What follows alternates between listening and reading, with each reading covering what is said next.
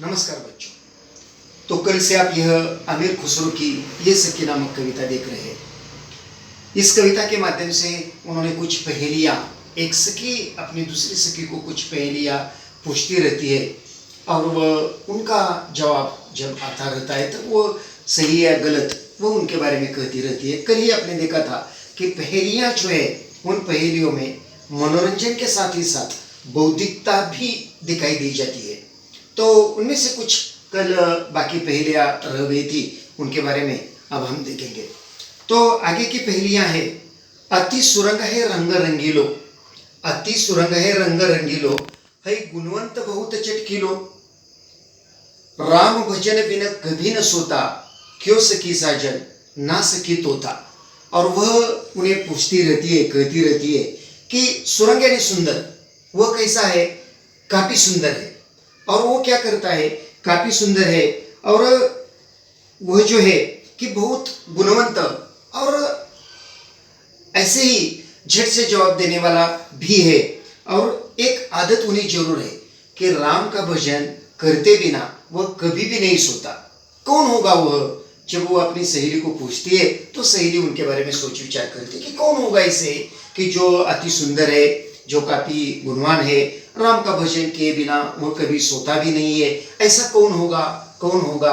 इनके बारे में जब वो सोचती रहती है सखी तो उन्हें ऐसा लगता है कि ऐसा और कोई नहीं है तो उनका साजन ही होगा। और वो उनका जवाब देती है कि ये सखी, ये ऐसा जो कुछ है वह साजन होगा। वो कहते कि नहीं, वह साजन नहीं है तो वो तोता है।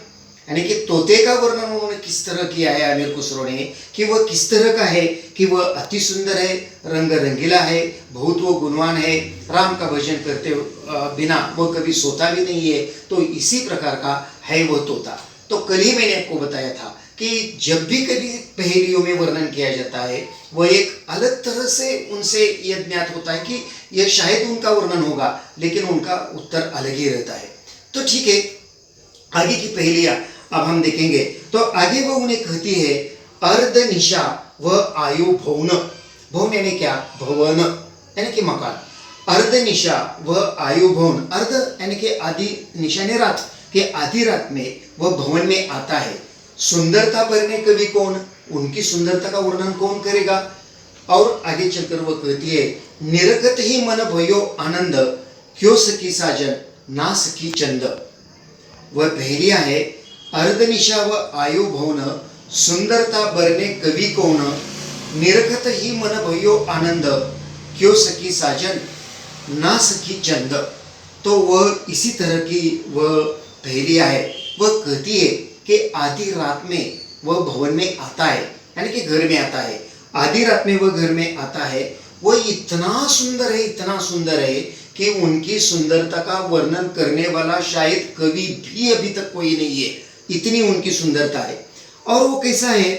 तो निर्गत ही मन भयो आनंद, जब भी उसे कभी देख, उनके तरफ देख लिया जाए तो इतना आनंद होता है, इतना आनंद होता है। कौन होगा ऐसा? फिर एक बार वो सखी उनके बारे में सोच विचार करती रहती है कि कौन होगा। जब आधी रात में वो घर में आता है, वो इतना सुंदर है, इतना सुंदर है कि उनकी सुंदरता का वर्णन करने वाला कवि भी नहीं है। और जब भी उनके तरफ देख लिया जाए तो मन भी नहीं भरता, इतनी उनकी सुंदरता है। कौन होगा? साजन के अलावा तो और कोई वो हो ही नहीं सकता है। और इसलिए वो कहती है कि ये तुम्हारा साजन होगा। वो कहती है कि नहीं, वो मेरा साजन नहीं है। वो जो है अर्धनिशा यानी कि आधी रात में घर में आने वाला, जिनका वर्णन करने वाला कोई कवि भी अब तक नहीं है, जिनके तरफ देखकर, उनकी सुंदरता देखकर मन कभी भरता भी नहीं है। और ये जो है वह है चंद्र यानी कि चंद्रमा। और इसी तरह वो कहती रहती है। आगे और भी एक पहेलियां उन्होंने अपनी सखी को पूछी है और वो कहती है कि शोभा सदा बढ़ावन हारा, शोभा सदा बढ़ावन हारा, आखिर से छीन होत न न्यारा, आखिर से छीन होत न न्यारा, आठ प्रहर मेरा मनोरंजन, क्यों सकी ना सकी अंजन। फिर एक बार देखिए, शोभा सदा बढ़ावन हारा, आखिर से छीन होत न न्यारा, आठ प्रहर मेरा मनोरंजन, क्यों सकी साजन ना सकी अंजन। वह उन्हें इसी तरह की पहेली डालती है कि हमेशा वह हमारी शोभा बढ़ाता रहता है। और कैसे? आखिर से छीन न होते न्यारा, आखिर ने आंख वह इतनी हमारी शोभा बढ़ाता है कि हमारे आंखों से वो कभी ओझल नहीं होता, यानी कि हमारे आंखों से वो कभी अदृश्य नहीं होता, हमेशा वो हमें आंखों के सामने दिखाई देता है, आंखों में दिखाई देता है। और क्या? 8 प्रहर मेरा मनोरंजन, वह कुछ समय के लिए आता है और उनका मनोरंजन करता है, ऐसे नहीं है। 8 प्रहर मेरा मनोरंजन करता है। कौन होगा वह? सखी फिर एक बार उनके बारे में सोचने लगती है कि कौन होगा ऐसा, कौन होगा ऐसा कि जो शोभा, हमारी शोभा, उनकी शोभा हमेशा वो बढ़ाता रहता है, वह हमारे आंखों से कभी दूर ही नहीं होता, हमारे आंखों में बसा हुआ है। 8 प्रहर उनका मनोरंजन करता है। और वो बेचारी सोचती रहती है शायद वो जो कोई है ना, वो उनका साजन ही होगा। और वो उनका जवाब देती है कि हे सखी, कि इतना प्यारा, इतना वह 8 प्रहर आपका मनोरंजन करने वाला साजन के अलावा और कुछ नहीं हो सकता, ये तो साजन है। वह कहती है कि नहीं, वह साजन नहीं, वह हमारा प्रियतम नहीं है, वह है आंखों का अंजन। अंजन यानी क्या? तो काजल। पहले जो लड़कियां या औरत जो अपने आंखों में काजल डालती रहती थी, कि जिनके कारणवश आंखों की शोभा भी बढ़ती थी, और कुछ उनका ऐसा गुणधर्म भी शायद उनमें होगा जो आंखों में अगर डालेंगे तो आंख की वो रक्षा भी करता है। तो दोनों बातें उसमें आती थी, एक तो उनकी शोभा बढ़ाना और शायद उनकी औषधियों के लिए भी शायद उपयोग होता होगा। तो इसी तरह वह उन्हें कहती रहती है कि शोभा बढ़ाने वाला, आंखों से दूर ना होने वाला, 8 प्रहर मेरा मनोरंजन करने वाला, और वो कोई नहीं है तो वह है अंजन।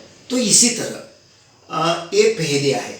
और भी कुछ 2 पहेलियाँ है कि बाकी जो उसमें आगे की पहेलियाँ है। देखो, जीवन सब जग जासो कहे, वाह बिनु नेक न धीरज रहे, हरे चीनक में हिय की पीर, क्यों सकी साजन ना सकी नीर। वो कहता है फिर एक बार, जीवन सब जग जासु कहे, ना बिनु नेक न धीरज रहे, हरे छिनक में हिय की पीर, क्यों सकी साजन ना सकी नीर। उन्होंने कहा है कि जिसे पूरा संसार एक जीवन कहता रहता है, उनके बिना जीवन ही अधूरा है। और इतना ही नहीं, उनके बिना जीवन है ही नहीं है। जीवन में जो भी कुछ धैर्य है, जो कोई साहस है, जो कोई आत्मविश्वास है, वह सारे के सारे उनके बिना कभी हो ही नहीं सकता है। और इसी तरह हरे छिनक ने हीर की पीर, क्यों सकी साजन ना सकी नीर। और वह आगे चलकर कहता है कि क्षण भर में भी वह एक हृदय की पीड़ा हर लेता है। क्यों सकी, क्या है वह कि जिन्हें पूरा जीवन ही कहते हैं, जिनके बिना जीवन अधूरा ही है, और एक क्षण भर में जीवन को काफी आनंदी बना रहता है। ऐसा कौन होगा? फिर एक बार वह जो सखी है, उनकी सहेलियां है, वह उनके सोचती रहती है कि कौन होगा ऐसा, कौन होगा ऐसा कि योग जीवन का अहम हिस्सा बन गया है, कि जिनके बिना जीवन नहीं है, और इतना ही नहीं है, उन्हें ही जीवन कहा जाता है। ऐसा कौन होगा? तो वो कहती है कि शायद साजन ही होगा, शायद उनका प्रियतम ही होगा। फिर वो कहती है कि सखी साजन। वो कहती है नहीं नहीं नहीं, वो जो है वह है नीर। नीर यानी पानी। यानी कि देखो, आप सभी जानते हैं कि पानी को जीवन कहते हैं। पानी के बिना जीवन अधूरा ही है। और इतना ही नहीं है, पानी के बिना जीवन है ही नहीं है। और इसीलिए पानी का आपके जीवन में या हम सभी के जीवन में कितना महत्व है। और इसलिए वह कहता है कि वह साजन नहीं है। एक बार साजन ना होने से जीवन हो सकता है, लेकिन पानी ना होने से जीवन कैसे हो सकता है। और इसी तरह अमीर खुसरो ने पानी का अपने पहेलियों में इसी तरह का बहुत सुंदर वर्णन किया है। तो बच्चों, एक अमीर खुसरो की इस कविता की अंतिम पहेली है जो उन्होंने लिखा है।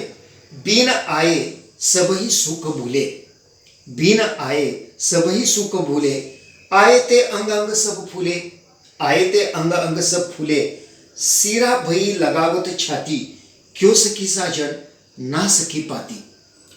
तो अंत में उन्होंने बताया पाती यानी क्या? पाती यानी पत्र, चिट्ठी। तो उन्होंने कहा है कि उसके न आने पर मैं सब सुख भूल जाती हूँ, उसके न आने पर मैं सब सुख भूल जाती हूँ, लेकिन आए तो अंग अंग सब फूले। लेकिन जब वो आता है तब मैं इतनी खुश हो जाती हूँ, इतनी खुश हो जाती हूँ। सिरा भई लगावत छाती, मैं कितनी खुश जाती हूँ। सबसे पहले मैं उन्हें अपने सीने से लगाती हूँ। कौन होगा वह? सखी शायद ये सोचते हैं। देखो वर्णन उनका उन्होंने किस तरह का किया है कि वह जो है बिन आए सभी सुख भूले। अगर वह ना आती है तो मैं अपने जीवन के सारे सुख भूल जाती हूँ, लेकिन जब वो आती है ना, आते हैं ना, तब मैं इतनी खुश बन जाती हूँ, इतनी खुश बन जाती हूँ कि मैं अपने उन्हें सीने से लगाती हूँ। इतना अगर वर्णन होगा तो शायद आपको भी लगेगा कि कौन होगा ऐसे कि जो भी वह नहीं आता है तो जीवन उनका उदास है, जब वह आता है तो उनके जीवन में काफ़ी आनंद है, और जब वह आता है तो वह खुशियों से उन्हें गले लगाती है। कौन होगा वह? शायद आप भी सोच विचार करेंगे तो आप यही कहेंगे शायद उनका प्रियतम होगा, शायद उनका साजन होगा, लेकिन नहीं। अमीर खुसरो ने आगे चलकर वो कहती है कि ना सकी पाती, पाती यानी पत्र यानी कि चिट्ठी।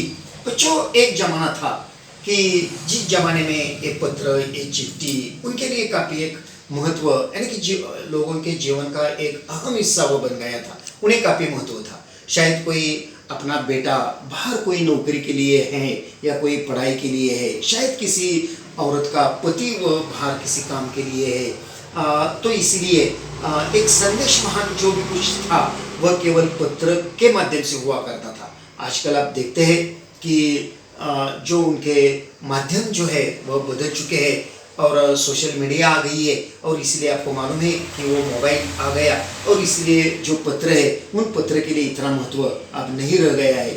लेकिन पहले जब किसी परिवार में अगर किसी का पत्र आता था तो सारे परिवार में एक खुशी का माहौल रहता था। अगर वो पत्र खुशी का है तो घर के सारे सदस्य एक के बारे एक वो पढ़ते रहते थे। अपने अपनी तरफ से उन्होंने जो भी कुछ लिखा है उनका अर्थ वो लगाते रहते थे, और एक काफ़ी खुशी वह पूरे परिवार में रहती थी। और इसीलिए अमीर खुसरो ने पत्र का वर्णन इसी तरह किया है कि अगर वह ना आए तो मेरा जीवन अधूरा है या उदास है। जब वो आता है तो मुझे काफ़ी खुशी होती है और मैं उन्हें सीने से लगाती हूँ। और इसी तरह वह है कौन? तो जब वो उनकी सखी कहती है कि वह साजन है, वो तुम्हारा प्रियतम है, तो वो कहती है कि नहीं नहीं, वो हमारा प्रियतम नहीं है, वह है पाती, पाती यानी पत्र।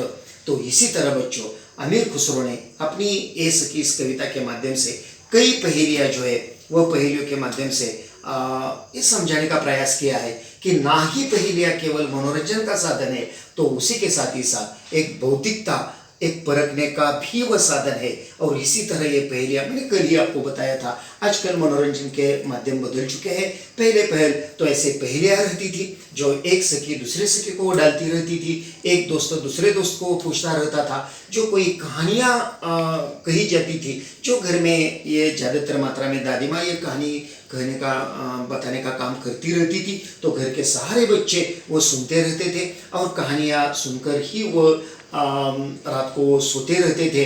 तो ये मनोरंजन के साधन थे। आजकल आपको मालूम है कि वो मनोरंजन के साधन बदल चुके हैं। ऐसी कई पहेलियाँ समाज में हमें दिखाई देती है। ये जो कुछ पहेलियाँ है वो पहेलियाँ जो अमीर खुसरो ने ये सखी कविता के माध्यम से जो आपको बताई है वो तो मैंने आपको बताई है, लेकिन उनके साथ ही साथ और ऐसी कुछ कोई पहेलियाँ है जो पहेलियाँ आप भी अगर उनका खोज करेंगे, तलाश करेंगे, तो आपको भी और कुछ मिल जाएगी।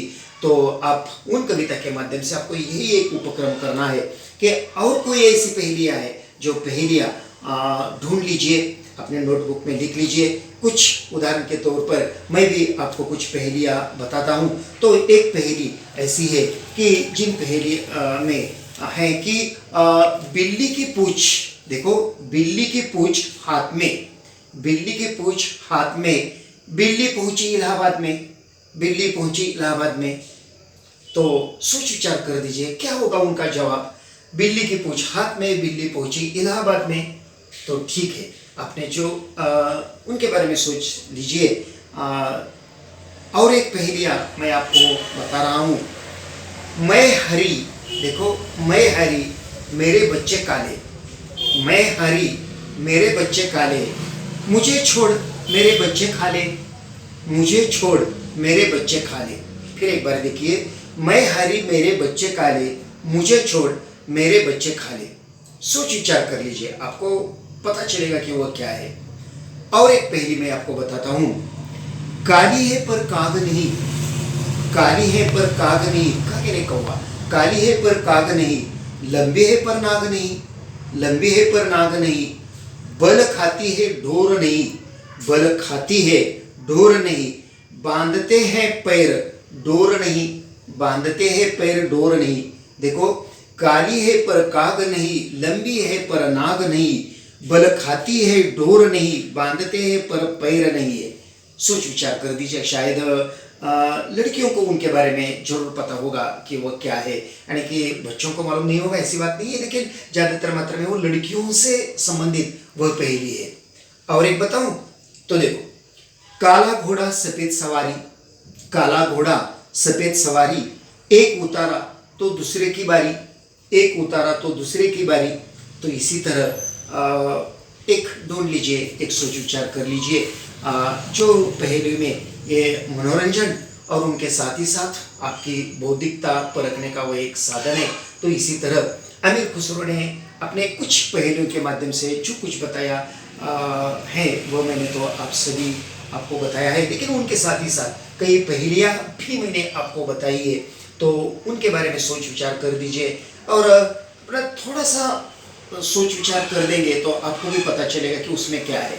जो उनका मैंने पहले ही बताया था, पहेलियाँ क्या होती है, एक वर्णन रहता है, उनमें से एक दो के बारे में, यानी कि जो भी कोई वर्णन सुनेंगे तो आपको लगता है कि अरे ये होगा, लेकिन उनके साथ ये भी होगा, ऐसे भी लगता है। तो ये मनोरंजन और बौद्धिकता परखने का वह एक साधन था कि जो काफ़ी समाज में वो प्रचलित था कि जिनके माध्यम से मनोरंजन और उनके साथ ही साथ उनकी बौद्धिकता भी परख जाती थी। तो इसी तरह वह पहेलियाँ, जो कुछ पहेलियाँ ये सकी इस कविता के माध्यम से अमीर खुसरो ने जो कुछ पूछी थी या डाली थी वो भी आपने देखी और मैंने भी कुछ आपको बताए।